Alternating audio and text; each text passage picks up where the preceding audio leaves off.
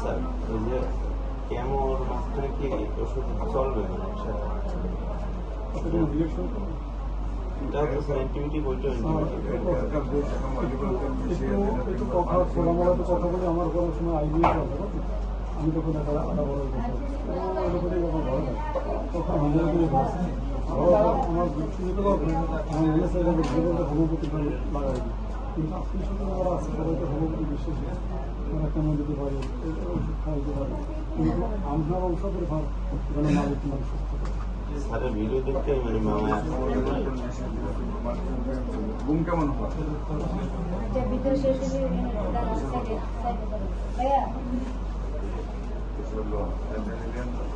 Saturation তো high থাকে 5 বছর ধরে হাই, কিন্তু অপারেশনের পরে মাঝে মাঝে লো হয়, মাঝে মাঝে হাই হয়। অপারেশনের পরে খাবার হচ্ছে কেমন?